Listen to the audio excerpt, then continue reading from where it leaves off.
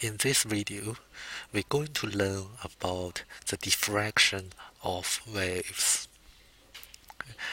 Diffraction occurs when a wave passing through a gap. So when a wave passing through a gap, sometimes it spreads out widely. Sometimes it doesn't spread out much. So this is called the diffraction of waves. Okay. Diffraction basically means the spreading out of waves. Okay. Spreading out. Okay. How much it spreads after passing through a gap. So we learned previously that the velocity is basically frequency times the wavelength. Okay. And when we apply this to light, okay, the speed of light is basically the frequency of the light times the wavelength of the light. And the speed of light, c, which is always the same, which is a constant. Okay, it cannot be changed. Okay. So if we rearrange the equation between the relationship of frequency and wavelength, I have something like this. Okay. Given that the speed of light, c, is constant, so frequency is inversely proportional to its wavelength. Okay. This means as frequency increases, the wavelength would decrease. Okay. As wavelength increases, the frequency would decrease. That's inversely proportional. Okay. And we can write it in terms of mass with a symbol like this. So frequency is inversely proportional to 1 on lambda, okay, wavelength. Okay. And now let's come back to diffraction. Okay. So when we have a gap, okay, and when light wave is passing through it, okay, basically any kind of wave when it passes through it, okay, if the wavelength is small, okay, it has a small wavelength, and the gap compared with the gap, the wave would not spread much. However, if I have a bigger wavelength, so if I have a bigger wavelength, what's happening is the wave are going to spread out a lot. So the idea when we're measuring this kind of thing, okay, the diffraction is really depend on two things. Okay. It's depend on the length of the gap, okay, which is W. Okay. W is the length of the gap, and the wavelength of the wave. So generally what we can do is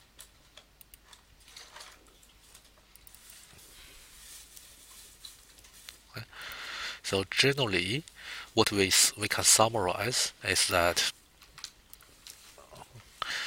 when the wavelength, okay, is greater than the gap, okay, we have wave spreading out, means more diffraction. Okay. If the wavelength is less than the gap, okay, the space between the gap, we have less diffraction.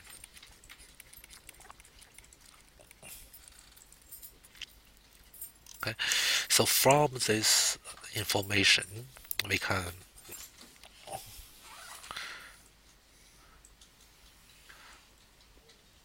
from this information we can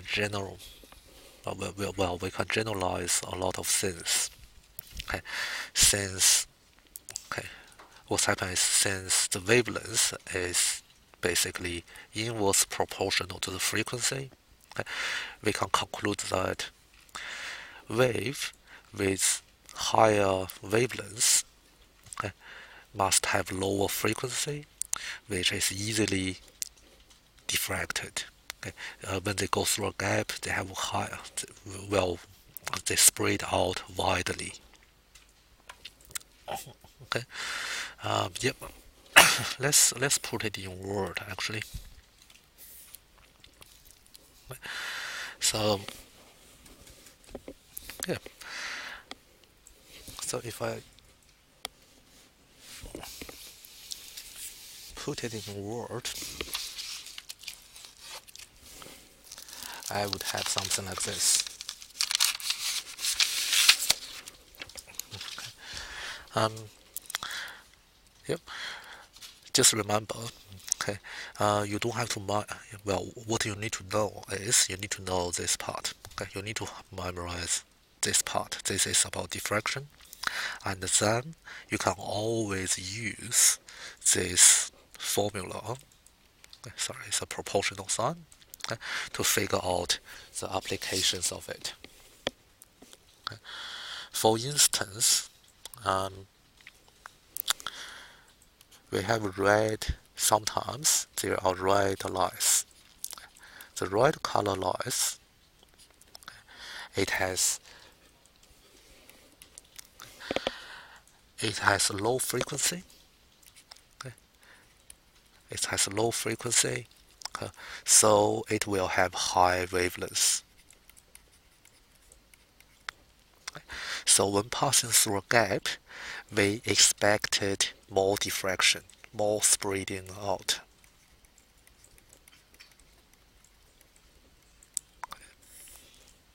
Okay. Now, in contrast, okay, with violet color light,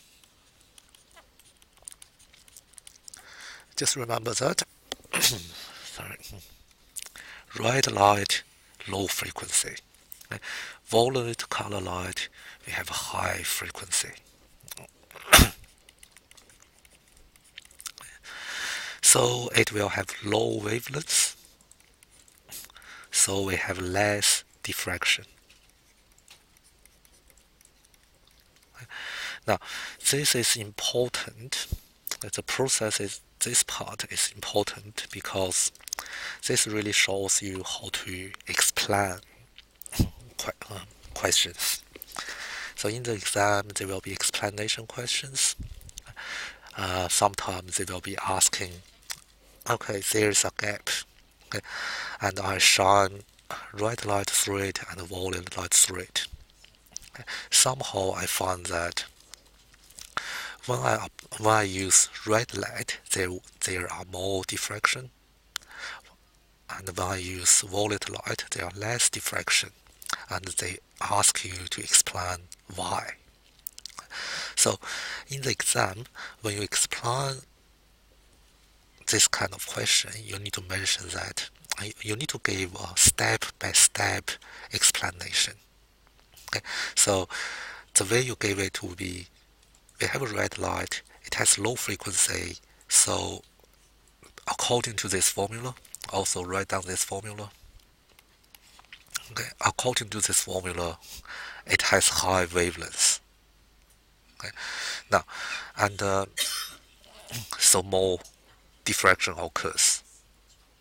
Okay, and the higher wavelengths compare with the gap. Okay.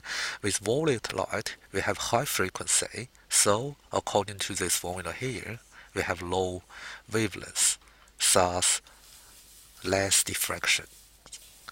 Then the question will be explained. So the important thing is you have those step-by-step procedure and providing equations. So, yep, this is diffraction.